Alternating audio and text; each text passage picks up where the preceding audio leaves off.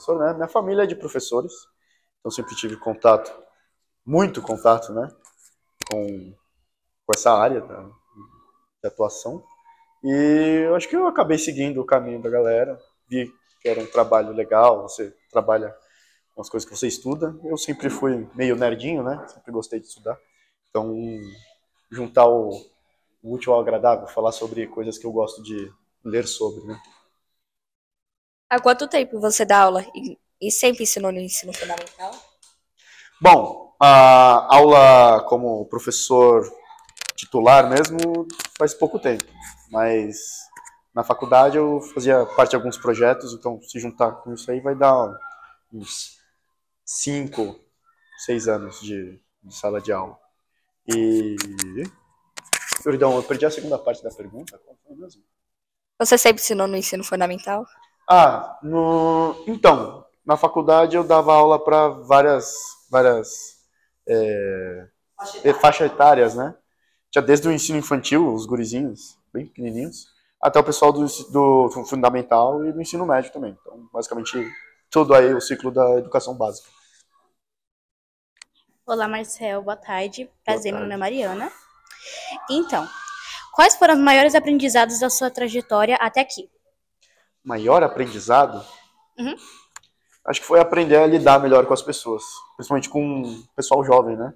Não, ainda sou um tanto quanto, não digo bruto, mas um tanto quanto reto e direto demais, né? Aí, aprender a dar aula, eu tive que ter um pouco mais de jogo de cintura. Como desculpa. Como você se acostuma a planejar suas aulas de ciências? Bom, primeiramente eu pego o currículo, né? Que o currículo da cidade meio que obriga a gente a abordar.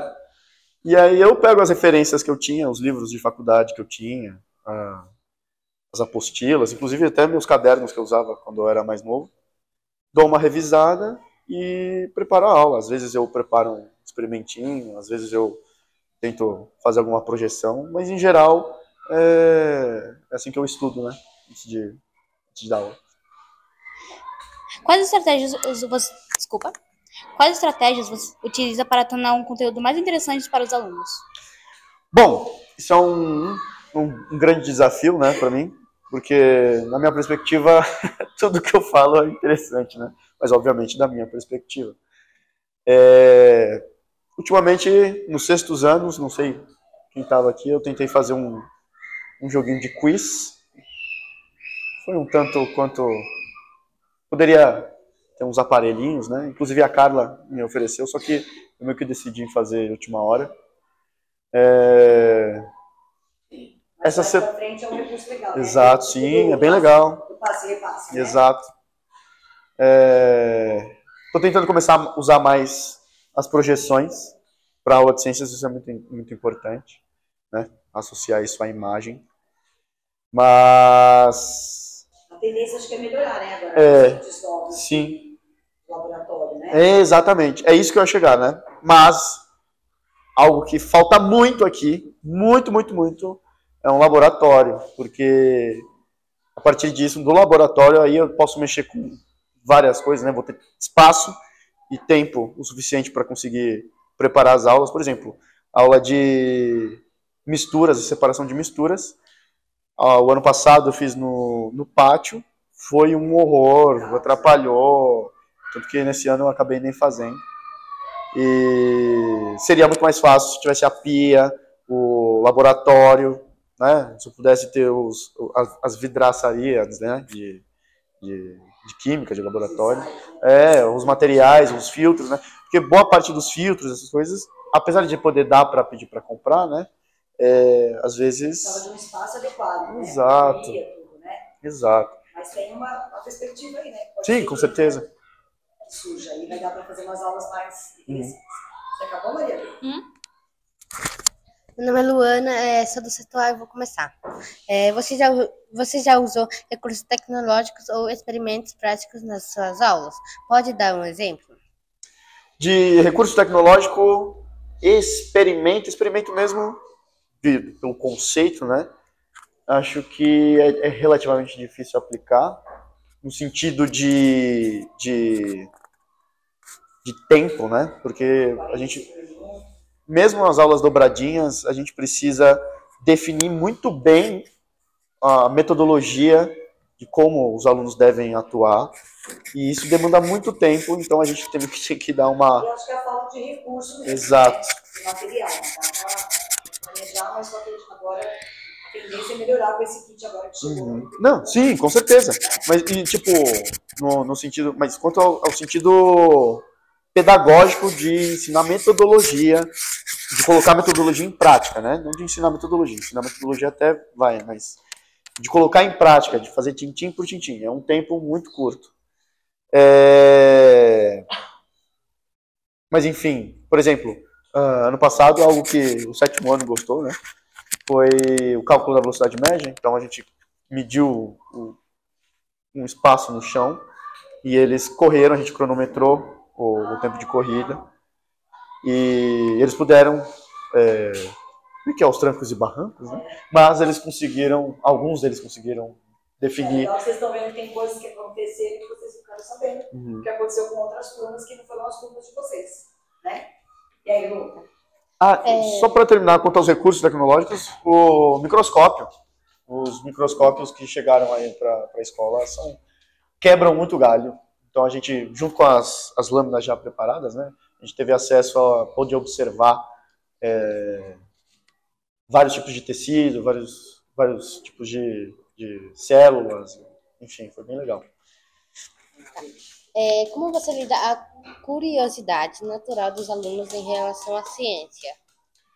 Bom, isso acho que é uma pergunta, pelo menos ao meu ver, muito relacionada a como eu me preparo para as aulas. Então, que é uma matéria que acaba surgindo temas, assim, curiosidades, né?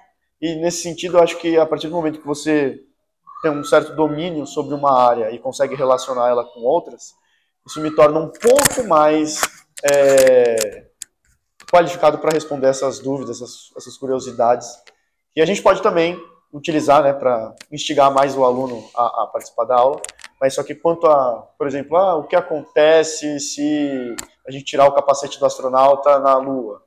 Então a gente tem que estar meio preparado para responder essas perguntas assim. É legal tentar sanar a curiosidade dele, porque na internet, onde eles buscam informação, às vezes tem muita coisa fake, né? Exato. E aí um professor de ciências tem mais qualificação para estar tirando abordando os assuntos.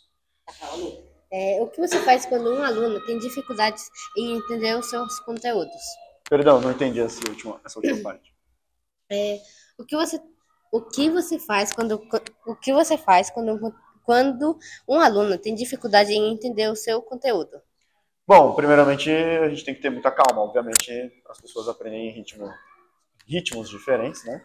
E eu repito, tento modificar um exemplo como um todo, ou uma parte do exemplo. Eu acho que nessa questão de sempre tentar outra vez é muito importante, né? E, obviamente, também tem a questão do tempo, a questão de lidar com outros alunos também, outros acontecimentos não relacionados à aula dentro do ambiente escolar, mas... Adaptar um pouco, né? Adaptar um pouco sim. aquele aluno que está com mais dificuldade, né? Qual é seu nome? Meu nome é Alice, esqueci. Tá verdinho aí, a luzinha? Tá? Pode falar. Meu nome é Alice, eu sou do Pressa Imprensa e vou te perguntar algumas perguntas. Como incentiva a participação em sala de aula? Bom, eu tento dialogar muito com os alunos. Muitas vezes eles não respondem da maneira mais entusiasmada possível, né? Mas eu sempre tento manter um diálogo. Boa parte das minhas aulas ainda é bem discursiva. Eu ainda tenho um método um tanto tradicional, né? Eu dependo muito de lousa, de texto, mas a partir da leitura do texto e do tema que a gente está abordando, dos exemplos que a gente aborda, eu sempre tento manter um diálogo, e eu acho que o diálogo é o cerne, né? O coração do aprendizado. Quais são os maiores desafios de ensinar ciências para crianças e adolescentes? O celular, obviamente. Além de ser... E em duas frentes, né? Tanto um impacto direto que a gente tem na aula, que é, obviamente, o celular está ali então ele é muito mais atrativo para a criança do que a aula em si, mas também quanto o impacto que o celular, antes de tudo, né, as redes sociais tem em cima da cognição, inclusive, da criança, porque tem toda aquela questão dos conteúdos estarem cada vez mais rápidos, cada vez mais curtos, né? Cada vez mais... e não é nem simplificado, é algo simplista. E isso acostuma a cabeça das crianças a pensar de uma maneira muito rasa, não é nem só rasa. Ela pula, ela perde alguns processos, alguns caminhos cognitivos mesmo, de construção do conhecimento.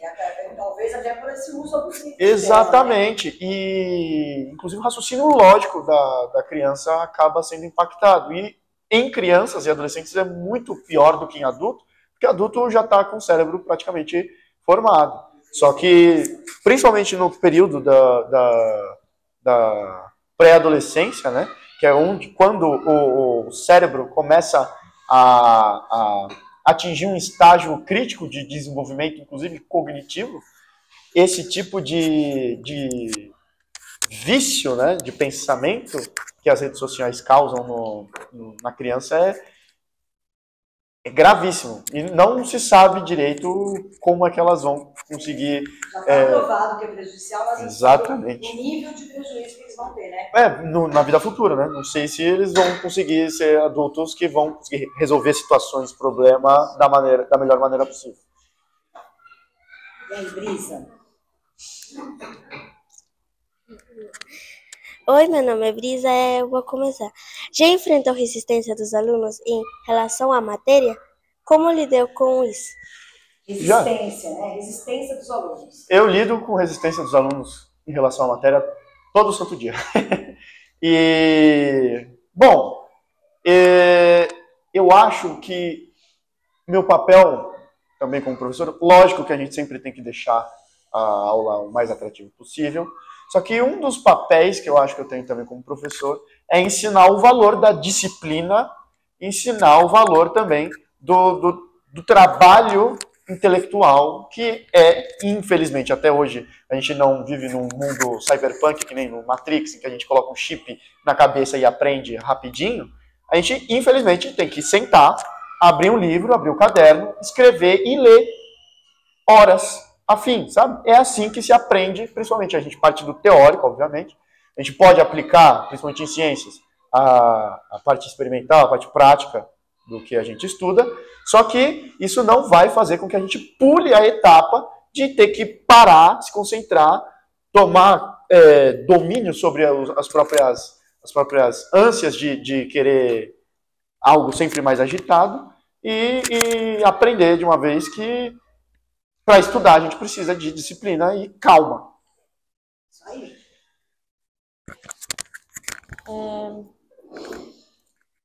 Como é seu nome? Marcelo, como você acompanha o progresso dos alunos ao longo do ano? Acho que como você avalia, como você percebe essa evolução deles? A gente tem os instrumentos formais, né, os instrumentos de avaliação, de acompanhamento, né, de avaliação contínua, principalmente quanto à produção física que eles fazem, né, caderno, se eles tomam nota, né, o registro diário das aulas. Atividades, no meu caso, às vezes eu tento sempre, pelo menos uma vez no bimestre, fazer alguma atividade um tanto diferente, preferencialmente prática, então isso eu uso como avaliação também, e fora as provas mais formais mesmo, a gente entrega algumas questões e eles resolvem, né? A gente tem um registro. Como você se mantém atualizado sobre as novidades científicas? Como você se mantém atualizado sobre É que eu gosto muito dos temas que eu trabalho, então, como hobby, né, como lazer, eu pesquiso bastante sobre diversos temas, então, para mim é algo relativamente natural, sei lá. Bem atualizado. Então, não digo que eu sou atualizado em tudo, logicamente eu tenho áreas de preferência, mas eu procuro, né, tentar pesquisar de tudo um pouco para me manter minimamente a par do que eu estou ensinando, né. Olá, professor Marcel. Que mudanças gostaria de ver no ensino de ciência nos próximos anos? Mudanças que você espera nos próximos anos em ciências. Especificamente quanto ao ensino de ciências,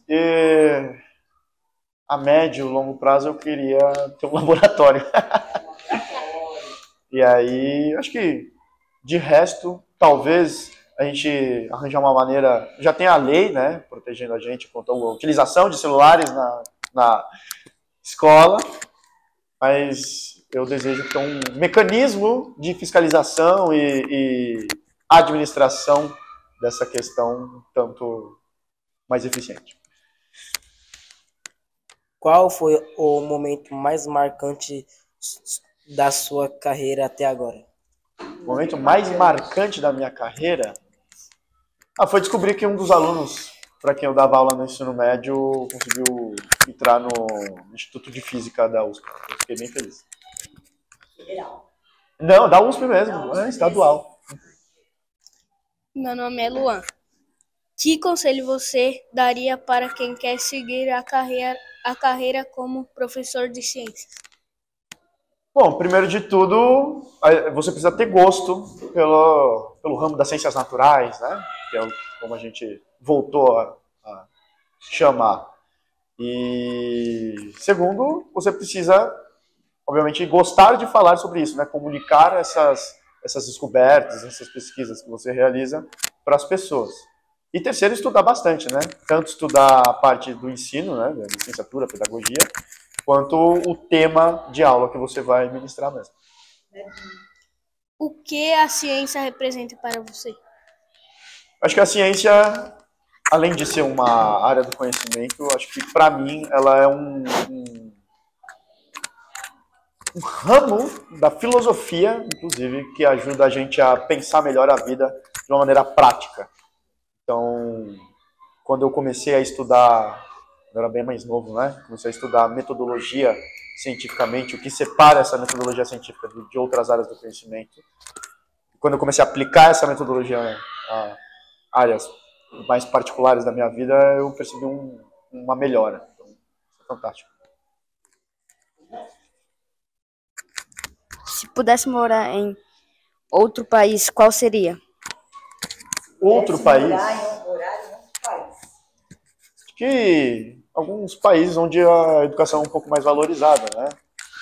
Talvez Dinamarca, Suécia, Finlândia, Austrália, Nova Zelândia. Esses países me parecem ser bem interessantes. O que você gosta de fazer nos momentos de lazer? Além de estudar, eu gosto de malhar na academia. Até pouco tempo atrás eu andava bastante de skate também. E sair, né? Conversar, fazer amizade. Porque é um professor jovem, né? Poderia deixar uma mensagem para os nossos leitores do Jornal Mural? Uma mensagem que eu acho muito importante, pelo menos nesse momento que a gente está vivendo dentro da nossa escola, é que a gente tem que tentar procurar resolver nossos problemas de uma maneira mais pacífica, no diálogo, né? Então, todo santo dia eu estou tendo que lidar pelo menos com algum episódio de violência, seja ela violência física ou verbal, e isso, obviamente, além de comer o tempo de trabalho que a gente tem para estudar, para ensinar, é triste, né? Ter que trabalhar em um lugar onde a gente acaba se sentindo ameaçado ou, né, prestes a presenciar algum outro episódio de agressão. Professor Marcel, muito obrigada pela sua participação. Foi muito legal essa entrevista, deu para a gente aprender bastante coisa. Tenho certeza que para eles foi uma experiência também marcante, que eles vão levar para a vida deles. Mais alguma pergunta, pessoal? Não? Esqueci de falar meu nome. Alice quer... você esqueceu de falar seu nome? Pode falar. Meu nome é Maxwell. Boa tarde. Maxwell, e aqui temos mais uma última perguntinha. Alguém queria falar mais alguma coisa? Qual foi o motivo de você querer estudar ciência? O motivo? Eu acho que questões relacionadas a digamos assim, discussões intelectuais que eu tinha com meu pai, tanto diversos assuntos, né, principalmente relacionados à religião. Meu pai, ele, enfim, uma questão bem pessoal. Não vou me aprofundar muito, mas enfim, algo que me inspirou. Vitória, quer falar? Como você faz para se conectar mais com seus alunos e eles acabam rejeitando e causando na sua sala? O que você acaba fazendo? Bom, eu acho que muitas pessoas têm uma concepção de que o professor é um grandíssimo ditador dentro da sala de aula que tem o poder de coagir todo mundo a fazer o que ele quer. Muito ao contrário, né? A principal arma que eu falo, né, que o professor tem é o diálogo. Então, eu sempre tento dialogar com os alunos. Obviamente, tem coisas que são intoleráveis, né, como brigas e agressões dentro de sala de aula. Isso, para mim, não tem muito o que discutir. Obviamente, a gente pode discutir a causa, mas o ato violento, eu acho que ele é totalmente reprovável, enfim. Mas é isso, eu tento conversar. E quando os alunos, que infelizmente é algo bastante recorrente, quando os alunos acabam se fechando ao diálogo, aí a gente precisa pensar em uma maneira de trazer esse aluno para próximo da gente também, né? Mas, enfim, eu acho que nesse ponto a gente sempre precisa ter uma resposta do outro lado. Enfim, vai muito também do público, dos alunos com quem a gente lida. Tá bom, Marcelo, muito obrigada. Vamos dar uma salva de palmas.